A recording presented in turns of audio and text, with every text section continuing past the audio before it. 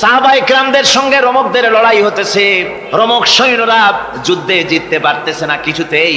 এরপরে তারা গোয়েন্দা বিভাগের লোক পাঠায় দিল, এদের সঙ্গে জিততে পারি না কেন, একটু খুঁজে দেখে আসো রাত্রে এরা করেটা কি। গোয়েন্দা বিভাগের লোক সারা রাত ঘুরে ঘুরে তারপরে এসে রিপোর্ট করলো।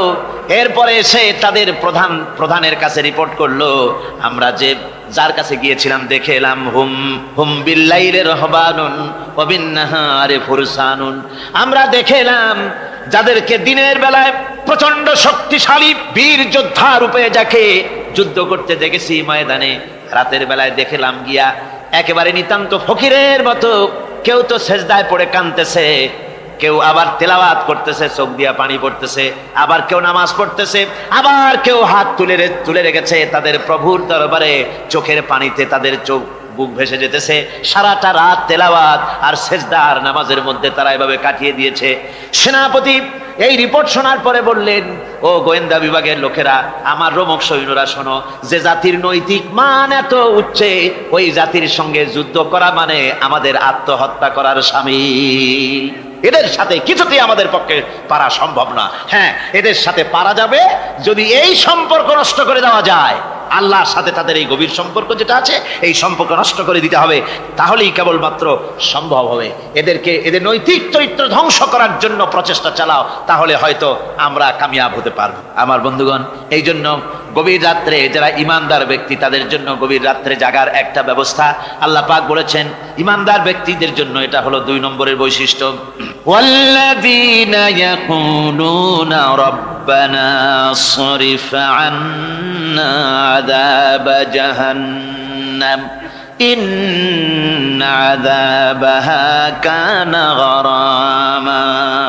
রহমানের বান্দার, খাঁটি বান্দার 3 নম্বরের বৈশিষ্ট্য হচ্ছে তারা আল্লাহ রব্বুল আলামিনের দরবারে হাত তুলে ফরিয়াদ জানায়, আল্লাহর কাছে মোনাজাত করে, আল্লাহ রব্বুল আলামিনকে বলে, আয় আল্লাহ, হে আমার প্রভু, আয় আমার রব, জাহান্নামের আগুন থেকে দয়া করে আমারে বাঁচাও। জোরে বলেন আমিন, জোরে বলেন আমিন।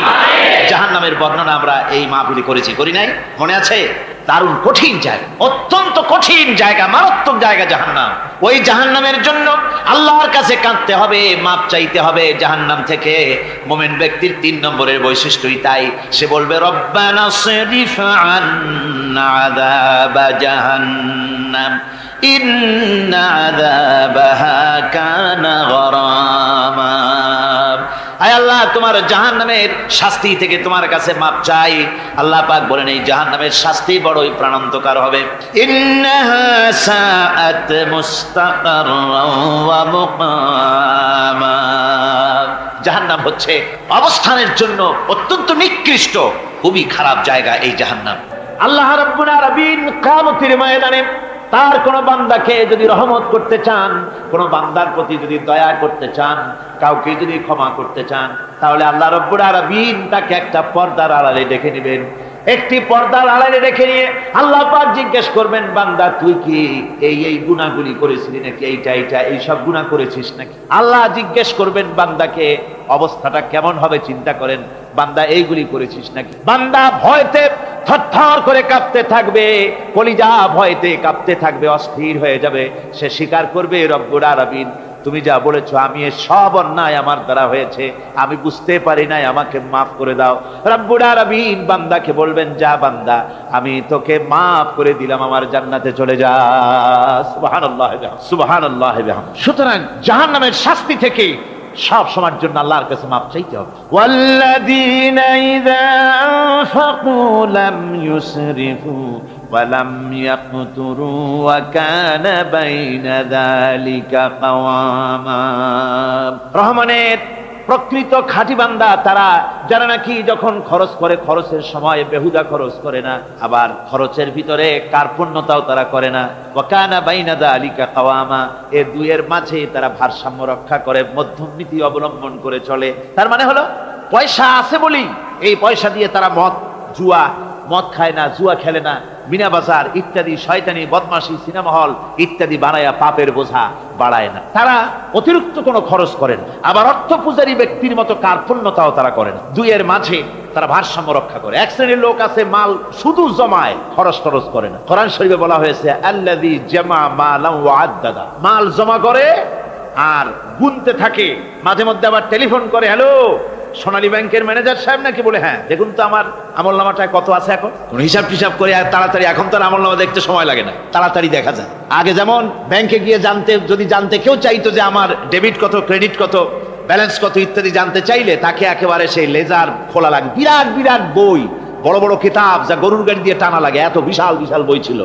এখন সেগুলি সংক্ষিপ্ত হয়ে একেবারে কম্পিউটারের মধ্যে ঢুকানো হয়েছে। কম্পিউটারের ভেতরে রয়েছে একটা ছোট্ট যন্ত্র যার নাম হলো মাইক্রোচিপস, একেবারে এতটুকু ছোট্ট মাইক্রোচিপ। এই মাইক্রোচিপসের ভেতরে হাজার হাজার ক্লায়েন্টসদের ডেবিট ক্রেডিট, তাদের ট্রানজেকশন, তাদের ব্যালেন্স সবকিছু রয়ে গেছে।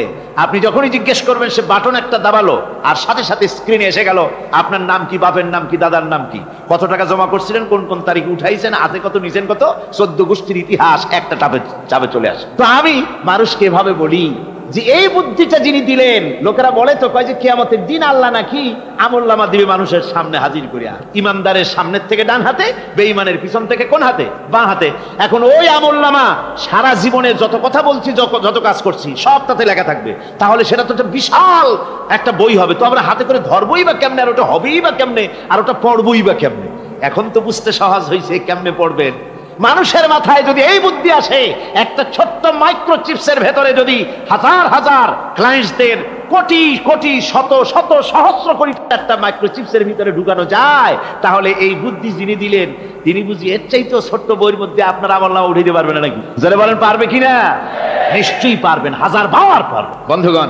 সুতরাং এরা মাল জমা করে আর গনে, জিজ্ঞেস করে ম্যানেজার সাহেব কত হয়েছে, বলে যে এত লক্ষ এত। তখন আবার চিন্তা হয় যে আরো কত টাকা জমাইতে পারলে কোটি হয়, তারপরে আরো 200 কোটি হয়, এভাবে তারা জমাইতে থাকে, খরচ করে না। তো এ ব্যাপারে সন্তানের জন্য, সন্তানদের জন্য খরচ যেটা লাগে সেটা স্ত্রী পুত্র সন্তান আত্মীয় স্বজন যেটা আছে যা তাদের জন্য যে পরিমাণ খরচ করা লাগে তা যদি না করে তাহলে এটা হচ্ছে বখিলি। আর খরচ করতে গিয়ে যদি বেশি করে তাহলে সেটা হচ্ছে বেহুদা খরচ। এখন এই বেহুদা খরচ থেকে আমাদেরকে বাঁচতে বলা হয়েছে। বিষয়টা হচ্ছে নিজের আত্মীয় স্বজন সন্তান সন্ততির জন্য খরচ করতে হবে যা লাগে তাই।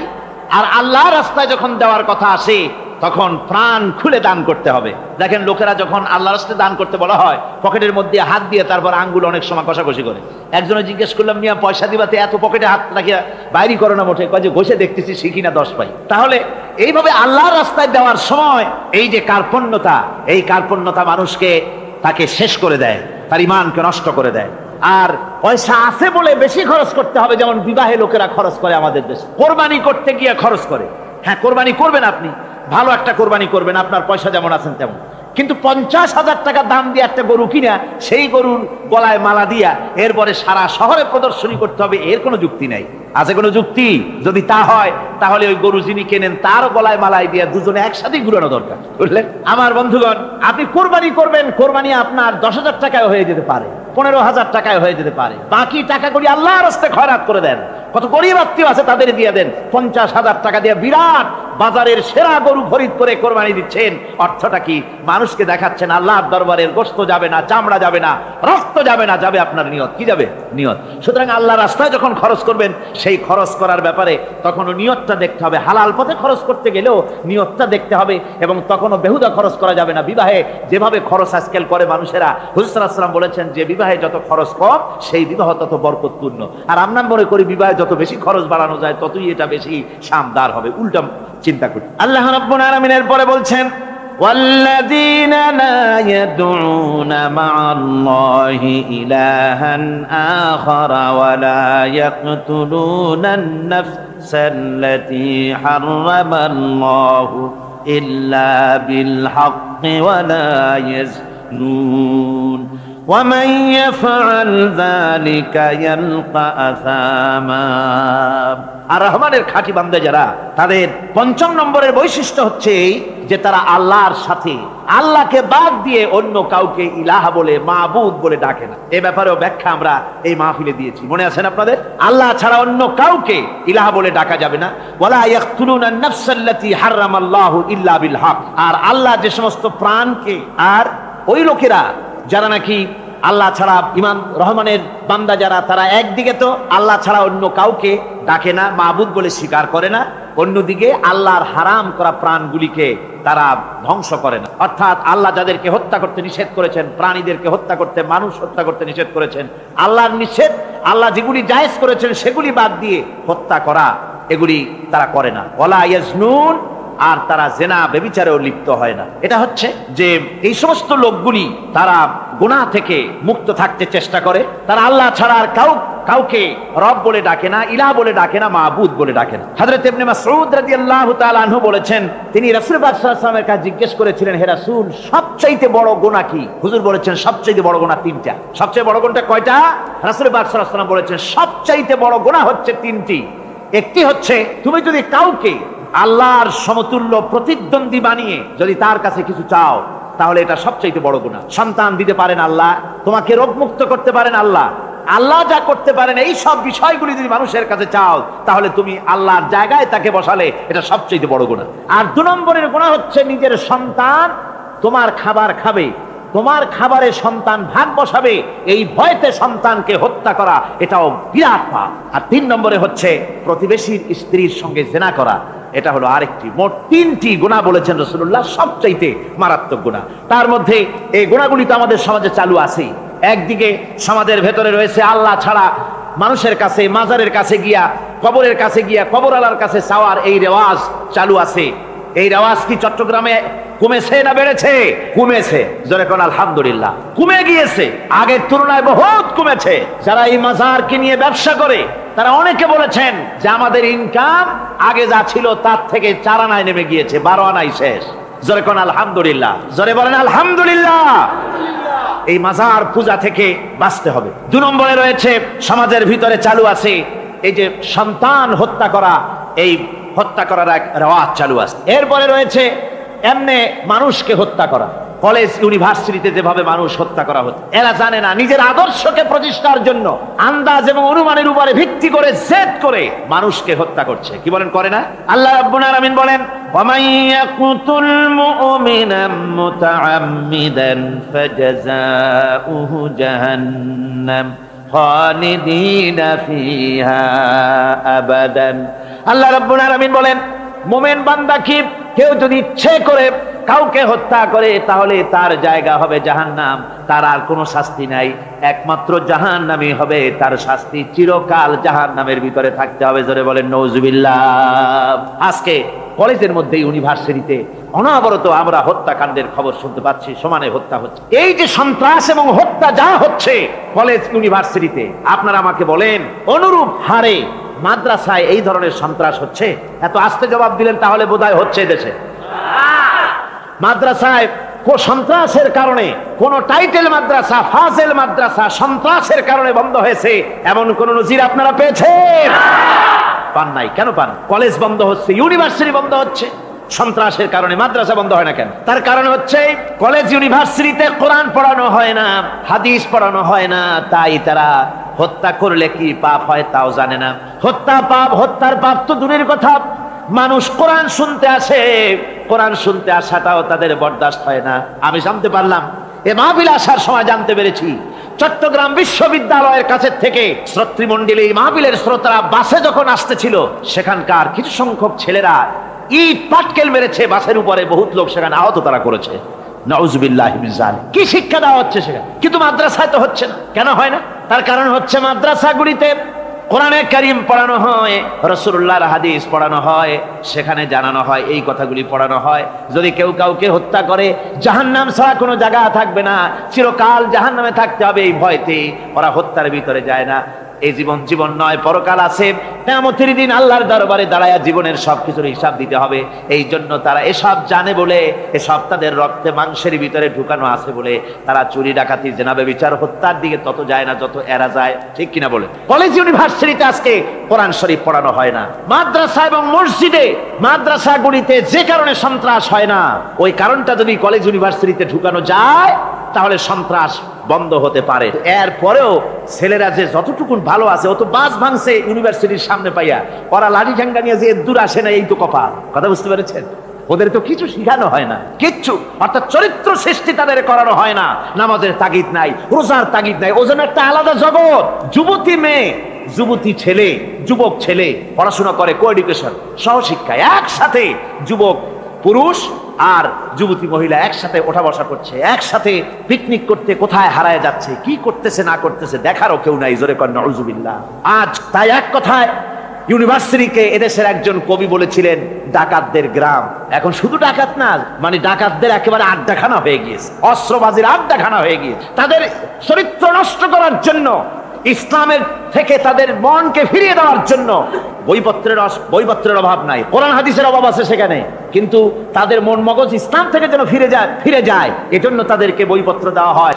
তাবারাকাল্লাযী জাআলা ফিস সামাই বুরুজাও ওয়া জাআলা ফিহা সিরাজাও ওয়া কামারাম মুনীরা ওয়া হুয়াল্লাযী জাআলাল লাইলা ওয়ান নাহারা খিলফাতান লিমান আরাদা আন লিমান আরাদা আন ইয়াযাক্কারা আও আরাদা শুকুরা। সাদাকাল্লাহুল আযীম। অতীব বরকতশালী সেই মহান সত্তা যিনি আকাশ সমূহকে বুর্জ সমূহ দিয়ে যিনি সংস্থাপন করেছেন, বুর্জ স্থাপন করেছেন এবং তাতে একটি প্রদীপ স্থাপন করেছেন আর আলোকমণ্ডিত এক উজ্জ্বল চাঁদ স্থাপন করেছেন। ওয়াহুয়াল্লাযী জাআলাল লাইলা ওয়ান নাহারা খিলফা, আর তিনি রাত এবং দিনকে পরস্পরের স্থলাভিষিক্ত বানিয়েছেন।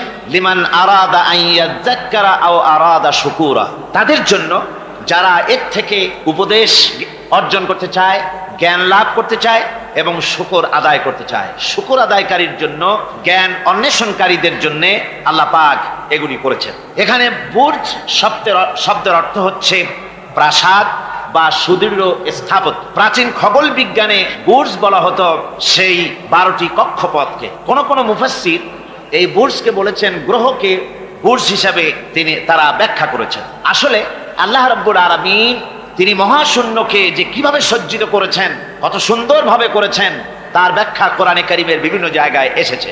আল্লাহ পাক বলছেন ওয়ালাকাদ জাআলনা ফিস সামাই বুরুজাও ওয়া যায়্যানাহা লিন-নাযিরিন, আমি আকাশে বহু সংখ্যক সুদৃঢ় বুর্জ স্থাপন করেছি এবং দর্শকদের জন্য তা অত্যন্ত সুসজ্জিত করে, সুদৃশ্য করে আমি সংস্থাপন করেছি, সুন্দর করে স্থাপিত করেছি। মহাশূন্য এর মধ্যে আল্লাহ পাক সৃষ্টি করেছেন অগণিত গ্রহ উপগ্রহ।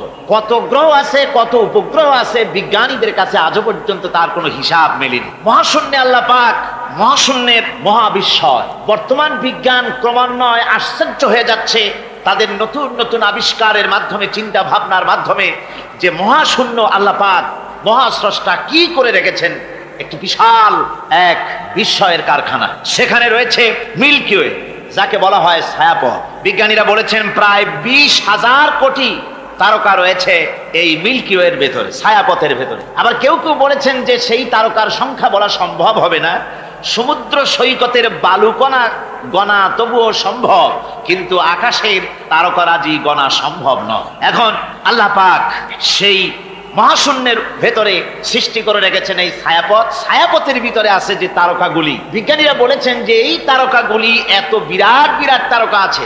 আগে তো ওনারা বলেছিলেন পৃথিবীর চাইতে সূর্যটা হচ্ছে পৃথিবীর চাইতে 13 লক্ষ গুণ বড়। এই বিরাট সূর্য ছিল তাদের কাছে বিস্ময়।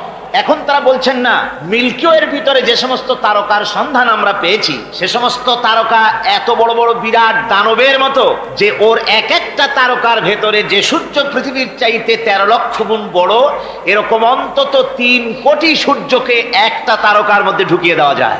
সুবহানাল্লাহ, কি বিশাল কাণ্ড! এখন এই তারকা, এই গ্রহ এবং উপগ্রহ রাজি মহাশূন্যে সব পরিভ্রমণ করছে, কেউ কিন্তু দাঁড়িয়ে নাই। বিজ্ঞানীরা বলছেন, কেউ বলেছেন সূর্য ঘোরে, কেউ কয় না পৃথিবী ঘোরে, কেউ কয় না ওই চন্দ্র ঘোরে, কেউ কয় যে না আমরা মিলে সবাই ঘুরি। এখন আসলে বিষয়টা কি, কে ঘোরে আর কে ঘোরে না? আসল কথাটা নিতে হবে কোরআনের কাছ থেকে। কার কাছ থেকে?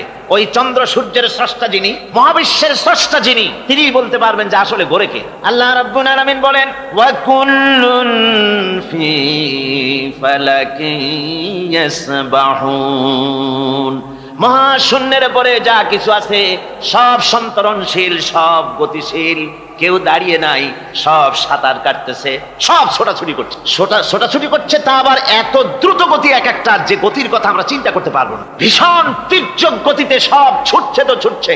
কিন্তু ওখানে আবার কোনো ট্রাফিক পুলিশ নাই। আছে নাকি ট্রাফিক পুলিশ? আমাদের দেশে রাস্তাঘাটে কত ট্রাফিক পুলিশ আর কত ট্রাফিক সিগন্যাল লাইট, একদিকে ট্রাফিক পুলিশের হাতছানি, আর একদিকে ট্রাফিক লাইটের চোখ রাঙানি। এরপরেও অ্যাক্সিডেন্টের অভাব নাই, ঠিক কিনা কর? বেচারা বেবি ট্যাক্সি, গরিব মানুষ রাস্তার এক পাশ দিয়ে যায়, আর ওই দত্তের মতো ট্রাক এসে এক ধাক্কা মারে, গরিব বেচারা বেবি ট্যাক্সি 3 ঠ্যাং উপরের দিকে দিয়ে রাস্তার পাশে বসে আল্লাহ আল্লাহ করে। আমাদের ট্রেন লাইনে অ্যাক্সিডেন্ট, ওই গাড়ির লাইনে অ্যাক্সিডেন্ট, এত কিছু থাকা সত্ত্বেও কিন্তু ওই মহাশূন্যে কোনো সিগন্যাল লাইট নাই, কোনো ট্রাফিক পুলিশ নাই। এই বিশাল চাঁদ, এই বিশাল সূর্য, এবং সূর্যকে গিলে খেতে পারে, কোটি কোটি সূর্য গিলে খেতে পারে এমন তারকা, অথচ অ্যাক্সিডেন্ট নেই। আছে অ্যাক্সিডেন্ট? আল্লাহ রাব্বুল আলামিন এখানে মহাশক্তিশালী অদৃশ্য সীমারেখা সৃষ্টি করেছেন। কোরআনে কারীমে রাব্বুল আলামিন বলেন, লাশ-শামসু ইয়ামবাগি লাহা আন তুদরিকাল কামারা ওয়ালাল লাইলু সাবিকুন নাহার ওয়াকুল্লুন ফি ফালাকিন ইয়াসবাহুন। প্রবল জ্ঞানী হইবে যাহারা, আপন মনেতে বুঝিবে তাহারা, রাত্রি পারে না আগে যাইবার, দিনের স্থান করি অধিকার। চন্দ্র বাঁধে না সূর্যের গায়েতে, সূর্য পারে না চন্দ্রকে ধরিতে, যার যে স্থান বহল রাখিয়া ভ্রমণ করিছে খোদাকে ডরিয়া।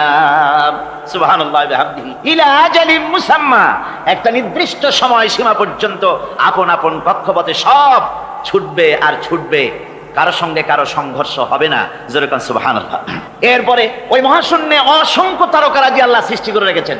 এত সুন্দর সুন্দর তারকা আল্লাহ বানিয়েছেন। আল্লাহ রাব্বুল আলামিন বলেন, ওয়ালাকাদ যায়্যানাস সামাআদ দুনিয়া বিমাসাবিহা ওয়া জাআলনাহা রুজুমান লিশ-শায়াতিন। এই দুনিয়ার আকাশখানিকে তারকা প্রদীপ দিয়া সাজায় রেখেছি মনের মতন, দেখো তুমি তাকাইয়া, কি সুন্দর করে তারকাগুলি বানিয়ে রাখলাম, তাকিয়ে দেখো। বিজ্ঞানীরা বলেছেন এমন এমন অনেক তারকা আছে যা আমরা চোখে দেখি না, খালি চোখে ধরা পড়ে না। ওই তারকা এত ঊর্ধ্বে, ওই তারকা যেদিন তৈরি করা হয়েছে সেদিন থেকে নিয়ে আজ পর্যন্ত ওই তারকাগুলির আলো পৃথিবীর মাটি স্পর্শ করে নাই। সুবহানাল্লাহ।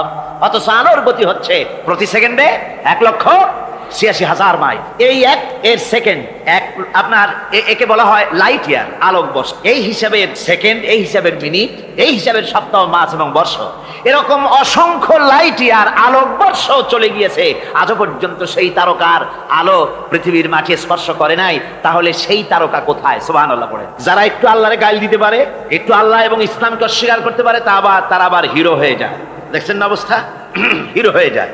ওরা বলে আল্লাহ নাই, আকাশ দেখে বলে যে মহাকাশ, আসলে তো মহাকাশ না, ওটা অনেক দূরে, তাই নীলা নীলা দেখা যায়, অন্ধকার অন্ধকার, ওরকম নীল রঙের দেখা যায়, আসলে আকাশ বলতেও কিছু নাই। এরপরে ইউরি গ্যাগারিন, যিনি প্রথম মহাশূন্য পরিভ্রমণ করেছিলেন, তিনি মহাশূন্য পরিভ্রমণ করে ফিরে এসে বলেছিলেন, মহাশূন্য পরিভ্রমণ করে ফিরে এলাম। মুসলমানেরা যাকে আল্লাহ বলে, খ্রিস্টানের যাকে গড বলে, আল্লাহ আর খ্রিস্টান সেই গডের অস্তিত্ব লক্ষ লক্ষ মাইলের কোথাও দেখি নাই, পাই নাই। আল্লাহ পাকের ওই মহান সৃষ্টি, এই বিশাল সৃষ্টির তুলনায় আমাদের অবস্থান কোথায়?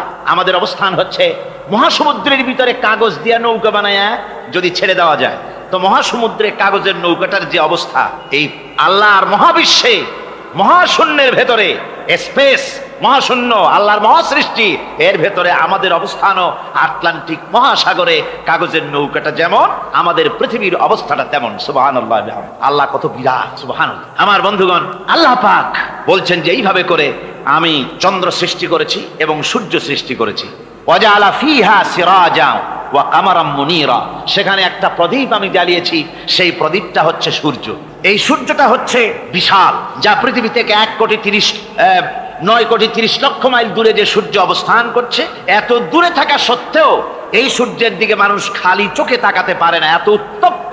সূরা নাবার মধ্যে আল্লাহ বলেছেন এটাকে ওয়াজআলনা সিরাজাও ওয়াহাজা, উত্তপ্ত, অতি উজ্জ্বল, অতি উত্তপ্ত প্রদীপ, এই সূর্যটাকে আল্লাহ বলেছেন।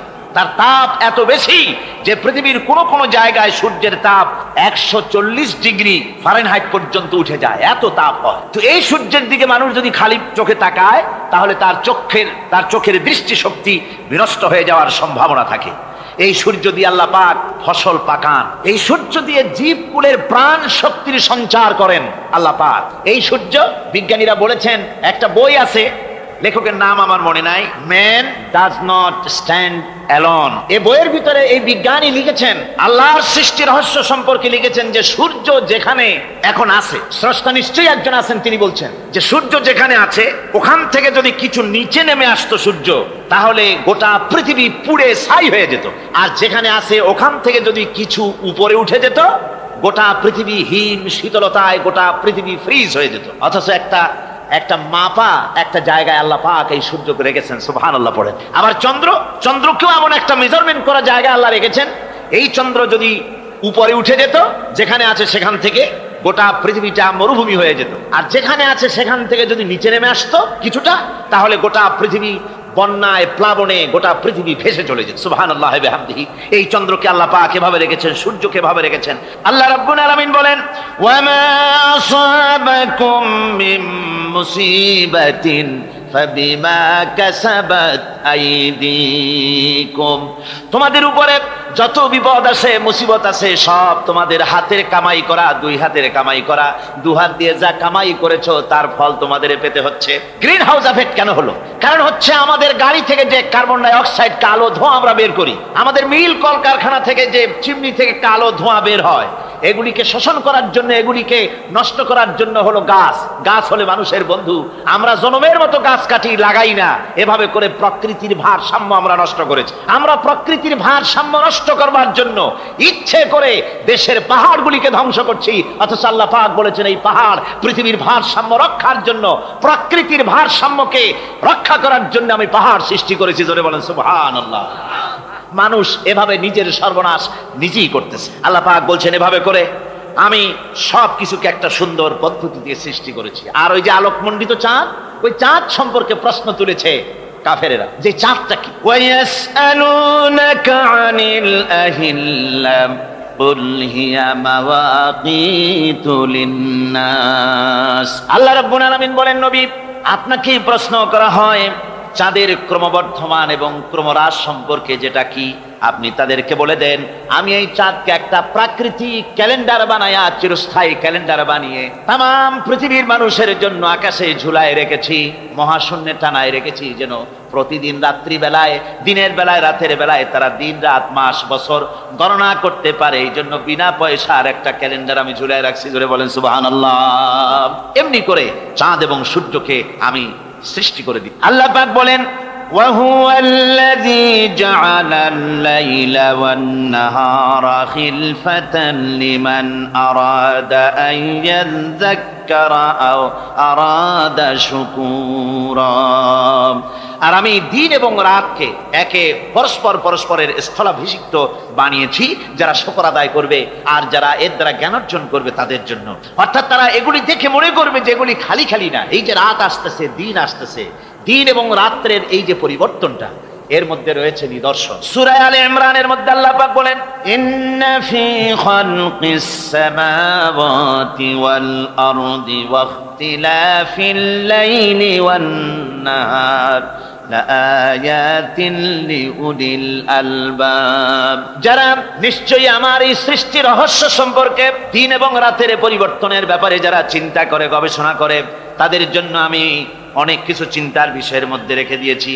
তারা এসব আমার সৃষ্টি নৈপুণ্যতা দেখে তারপরে তারা হতবাক, বিস্ময় বিমুখ হয়ে তারা বলে, এগুলি দেখে আর বলে, আল্লাযীনা ইয়াযকুরুনাল্লাহা কিয়ামান ওয়া কুউদান ওয়া আলা জুনুবিহিম ওয়া ইয়াতাফাক্কারুনা ফি খালকিস সামাওয়াতি ওয়াল আরদ। তারা বসা অবস্থায়, দাঁড়ানো অবস্থায় আমার প্রশংসা করে আর বলে রব্বানা মা খালাকতা হাযা বাতিলান সুবহানাকা ফাকিনা আযাবান নার।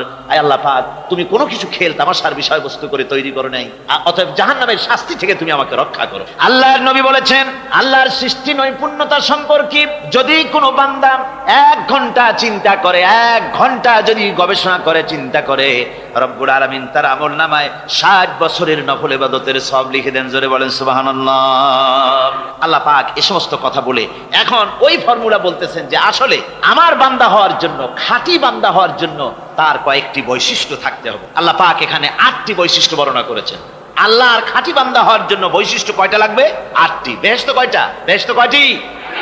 আল্লাহ পাক বৈশিষ্ট্য বানিয়েছেন 8টি। এখানে 8টি বৈশিষ্ট্যের কথা বলা হয়েছে। মহান আল্লাহ রাব্বুল আলামিন বলেন, ওয়া ইবাদুর রাহমানিল্লাযীনা ইয়ামশুনা আলাল আরদি হাওনাও ওয়া ইযা খাতাবাহুমুল জাহিলুন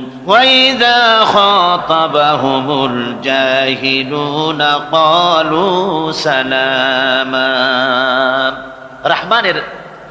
রহমানের খাঁটি বান্দা তারা, রহমানের আসল বান্দা তারা যারা নাকি জমিনের উপর থেকে যখন হাঁটে খুব বিনয় বিনম্রতার সাথে তারা চলে। ওয়াইদা খাতাবাহুমুল জাহিলুন, আর যখন জাহিলরা তাদের সঙ্গে কথাবার্তা বলতে আসে তখন তারা তাদেরকে বলে তোমাদের প্রতি সালাম, এই বলে তারা চলে। অর্থাৎ এই 8টি বৈশিষ্ট্যের প্রথম বৈশিষ্ট্য ধরা হয়েছে চালচলনকে।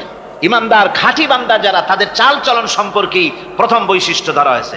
আর সে ব্যক্তি জমিনের উপরে চলবে খুবই বিনম্র ভাবে। কোরআনে কারিমে অন্য জায়গায় আল্লাহ রাব্বুল আলামিন বলেছেন, ওয়ালা তামশি ফিল আরদি মারহান ইন্নাকা লান তাখরিকাল আরদা ওয়া লান তাবলুগাল জিবালা তুলা। আমার জমিনের উপরে অহংকারের পদবরে হেঁটো না, আমার জমিনের উপরে অহংকার করে জমিনের উপরে হেঁটো না।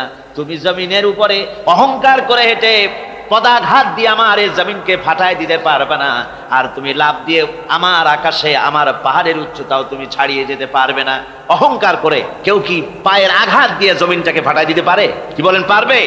আর অহংকার করে লাফ দিয়ে পাহাড়ের উচ্চতাও কি কেউ ছাড়িয়ে দিতে পারবে? পারবে না। সুতরাং অহংকার, মোমেন ব্যক্তি যারা তারা অহংকার করতে পারে না। অহংকার মোমেনের স্বভাব নয়। অহংকার করতে পারে কেবলমাত্র আল্লাহ রাব্বুল আলামিন। অহংকার হচ্ছে আল্লাহ পাকের ইজাত। অহংকার কি করতে পারেন? আল্লাহ পাক করতে পারেন। মানুষের অহংকার শোভা পায় না। মানুষ, তোমার আবার অহংকার কিসের?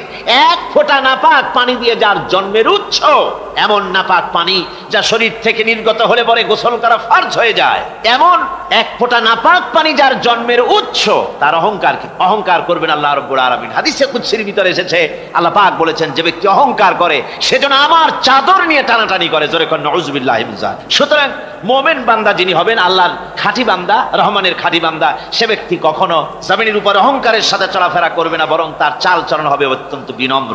আর কি? আর হলো জাহিলদের সঙ্গে সে কোনো বিতর্কে লিপ্ত হবে না। জাহিলরা গালাগালি দেবে, গালাগালির জবাবে সে গালাগালি দেবে না।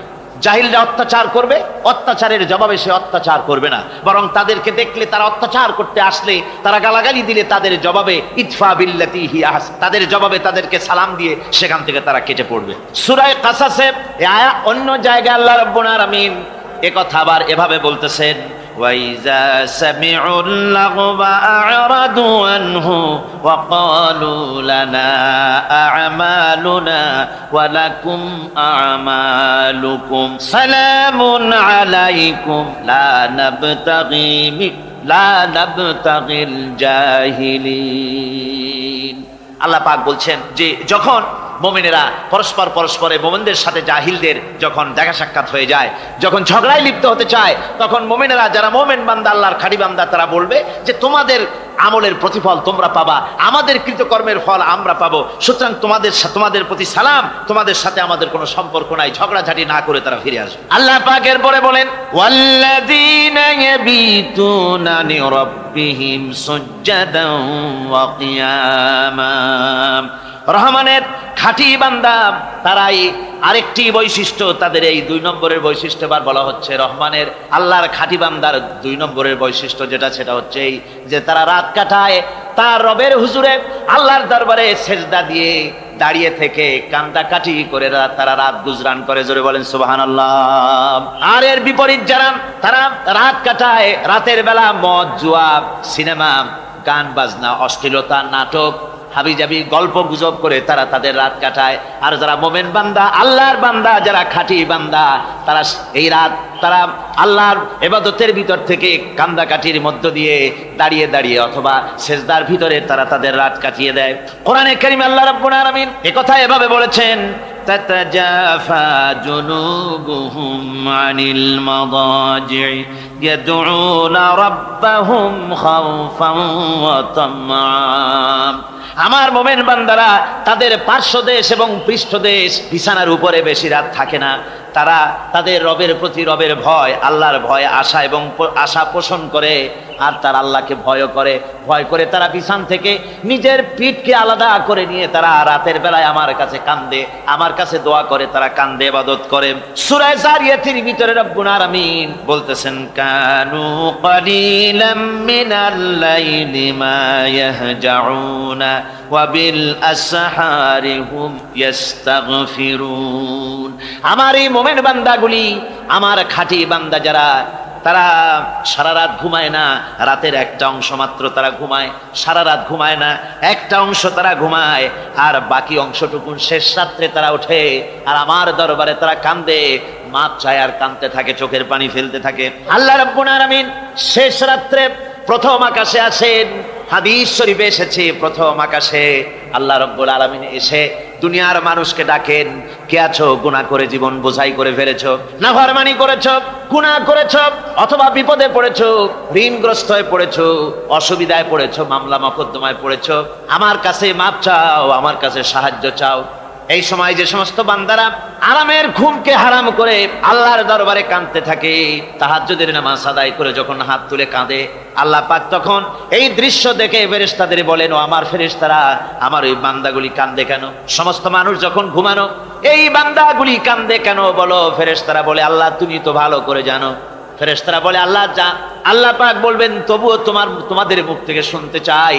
ফেরেশতারা তখন বলবে, রব্বুল আলামিন তোমার বান্দা গুনাহ করেছে, জাহান্নামের ভয়তে তোমার কাছে কাঁদতেছে, তোমার ভয়তে কাঁদে, জাহান্নামের ভয়তে কাঁদে। আল্লাহ জিজ্ঞেস করেন, ফেরেশতারা, ওরা যে আমার ভয়তে কাঁদে, ওরা কি আমারে দেখছে নাকি? ফেরেশতারা বলেন, না খোদা তোমারে দেখে নাই। আল্লাহ পাক বলেন, ওরা আমার যে জাহান্নামের ভয়তে কাঁদে, ওই জাহান্নাম তারা দেখেছে নাকি?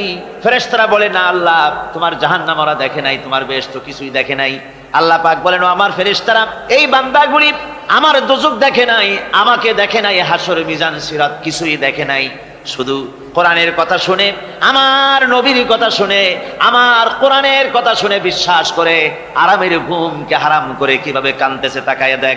আমার রহমতের দরিয়ায় জোশ মেরে গেছে, তোরা সাক্ষী থেকে যা, আমার ওই ক্রন্দনরত বান্দাগুলিকে আমি আল্লাহ মাফ করে দিলাম। আমার ভাইয়েরা, আল্লাহ পাক বলেন, আম্মান হুয়া কানিতুন আনা আল-লাইলি সাজিদাও ওয়া কাইমা।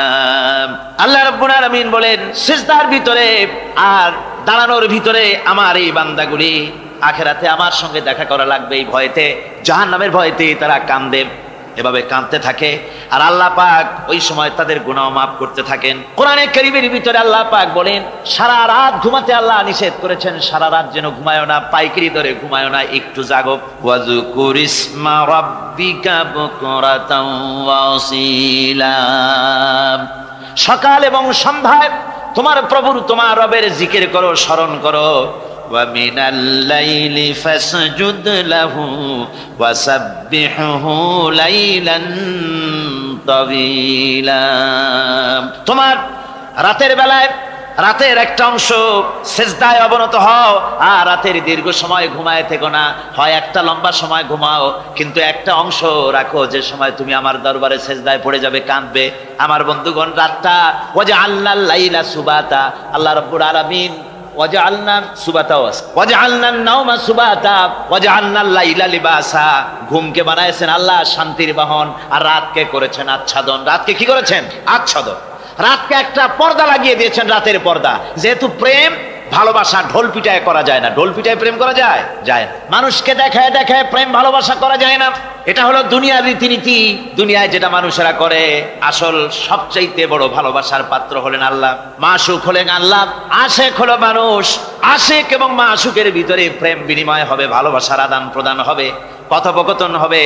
এজন্য দিনের কোলাহলপূর্ণ অবস্থায় তা হয় না বলে রব্বুল আলামিন বলেন, আমি তোমাদের জন্য রাতকে একটা আচ্ছাদন, একটা পর্দা বানায় দিয়েছি। এই রাতের পর্দার ভিতরে থেকে আমারে ডাকো, আমাকে আমার কাছে তুমি আমাকে ডাকো, একটা লম্বা সময় নিয়ে আমাকে বলতে থাকো, আমাকে ডাকতে থাকো।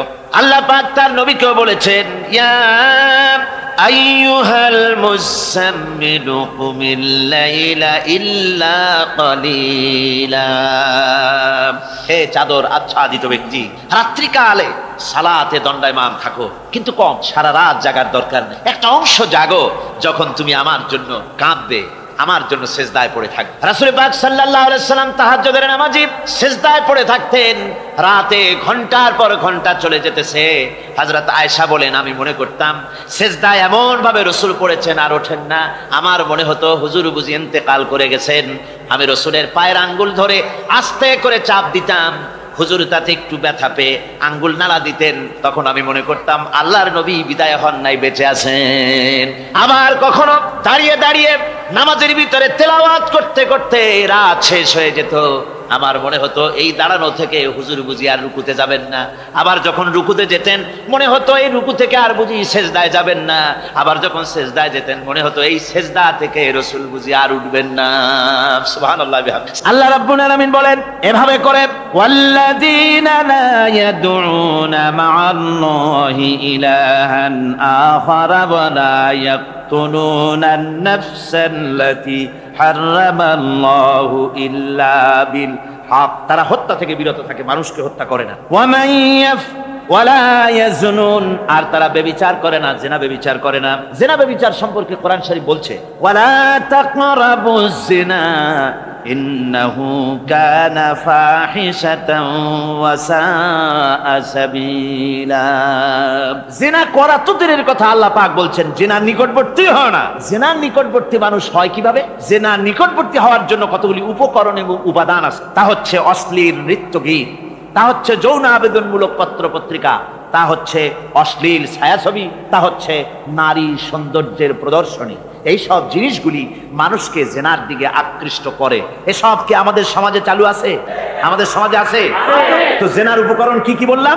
জেনার উপকরণ হচ্ছে সহশিক্ষা, জেনার উপকরণ হচ্ছে নারীর সৌন্দর্য প্রদর্শনী, জেনার উপকরণ হচ্ছে অশ্লীল পত্র পত্রিকা এবং অশ্লীল ছায়াছবি। এগুলি মানুষকে জেনার দিকে আকৃষ্ট করে, উদ্বুদ্ধ করে। এসব আমাদের সমাজে চালু আছে। ব্যাঙ্গের ছাতার মতো ভিডিও ক্লাব চালু হয়েছে শহরের কোনায় কোনায়, রাস্তার মোড়ে মোড়ে, আর এ দিয়ে ছবি এনে মানুষ দেখতে থাকে আর চরিত্র নষ্ট হতে থাকে। এরপরে রয়েছে সহশিক্ষার ব্যবস্থা, রয়েছে নারীদের বেপরদিগি সৌন্দর্যের প্রদর্শনী, আর রয়েছে যৌন আবেদনমূলক পত্র পত্রিকা। আর পত্র পত্রিকার কাজই হচ্ছে এখন যৌন সুশ্রুতি দেওয়া আর ইসলামকে গালি দেওয়া। বর্তমান সরকারের আমলে 1991 সনের জানুয়ারি থেকে শুরু করে, যখন সরকারের স্থিতিশীলতা ছিল না, জানুয়ারি ফেব্রুয়ারি মাস থেকে নিয়ে আজ পর্যন্ত বর্তমান সরকার প্রায় 138টি সাপ্তাহিক, পাক্ষিক, মাসিক, দৈনিক পত্রিকার ডিক্লারেশন দিয়েছেন। এতগুলি পত্রিকা, আর সমস্ত পত্রিকায় ওনারা ঘোষণা করেছেন যে আমরা সাংবাদিকতার সর্বোচ্চ স্বাধীনতা দিয়েছি। আর এই সর্বোচ্চ স্বাধীনতার সুযোগ নিয়ে প্রত্যেকটি পত্রিকা, অলমোস্ট প্রায় প্রত্যেকটি পত্রিকা ইসলামকে গালি দিচ্ছে। আর কিছু পত্রিকা সমাজে চালু হয়েছে, বাংলাদেশে চালু হয়েছে ভারতের রয়ের টাকায়। ভারতের রয়ের টাকা দিয়ে যে পত্রিকা, দৈনিক এবং সাপ্তাহিক পত্রিকা চালু হয়েছে, তার ভিতরে রয়েছে দৈনিক ভোর এবং আজকের কাগজ, সাপ্তাহিক পূর্বাভাস। ভারতের রয়ের টাকা দিয়া পরিচালিত এই কাগজগুলি গোটা বাংলাদেশের জাতি সত্তাকে দ্বিধা বিভক্ত করার জন্য সর্বাত্মক প্রচেষ্টা তারা চালাচ্ছে। এরা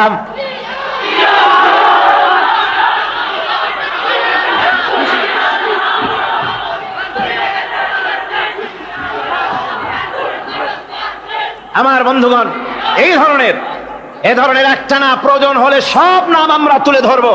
ভারতের টাকা দিয়ে, ভারতের রয়ের টাকা দিয়ে তারা এভাবে পত্রিকা তৈরি করে গোটা বাংলাদেশের স্বাধীনতা, সার্বভৌমত্ব এবং অস্তিত্ব সত্যের উপরে আঘাত হানতেছে। শুধু তাই নয়, তারা ইসলামের উপর আঘাত হানছে। আলেম এবং পীরদের বিরুদ্ধে বক্তব্য তারা পত্রিকার ভিতরে সমালোচনামূলক কথাবার্তা তারা লিখছে।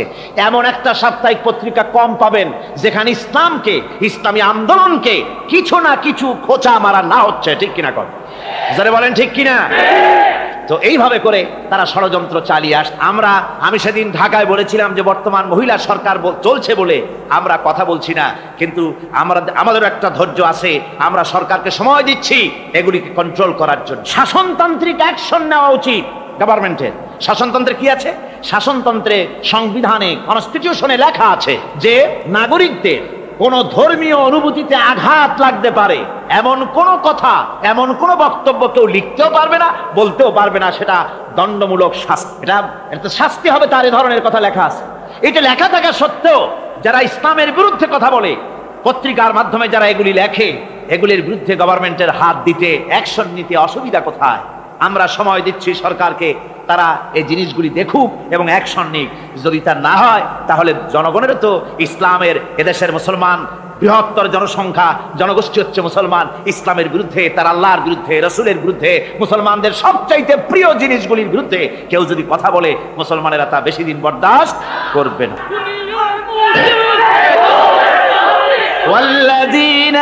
আল্লাহ পাকের বলে বলেন ইউদাআফ লাহুল আযাবু ইয়াওমাল কিয়ামাতি ওয়া ইয়াখলুদ ফীহি মুহানা। এই সব কাজ যারা করবে, আল্লাহকে বাদ দিয়ে যারা আল্লাহকে বাদ দিয়ে অন্যকে মাবুদ বলে ডাকবে আর হত্যা করবে, জিনা করবে, আল্লাহ বলেন তাদেরকে কিয়ামতের দিন পুনঃ আযাব দেওয়া হবে। আর তাদেরকে ওয়ায়াখলুদ ফীহি মুহানা, তারা বড় লাঞ্ছনার জীবন যাপন করবে, সেখানে লাঞ্ছনার সাথে তারা বসবাস করবে।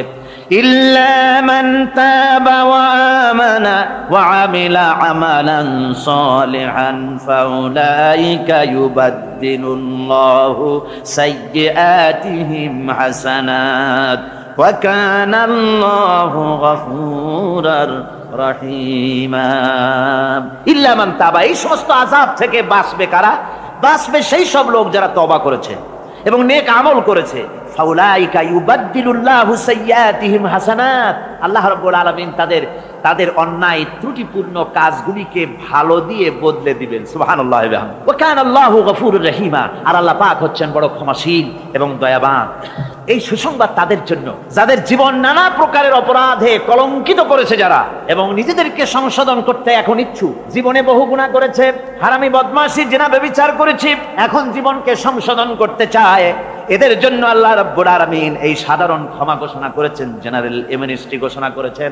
সাধারণ ক্ষমা ঘোষণা করে দিলেন যে তোমরা এখনো যদি হেদায়েত হতে চাও, চূড়ান্ত ধ্বংস থেকে যদি বাঁচতে চাও, তাহলে আমি তোমাদের জন্য তওবার পথ খুলে রেখেছি।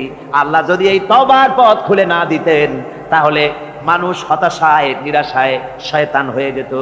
তার মানে আরো পাপ করত। যখন আর কোনো গুনাহ যখন মাফই হবে না, তখন আর কি করা যায়? আরো বেশি পাপের মধ্যে লিপ্ত হয়ে যায়। আমার ভাইরা, আল্লাহ রাব্বুল আলামিন মানুষের জন্য তওবা করার জন্য, গুনাহ মাফের জন্য দরজা খুলে রেখেছে।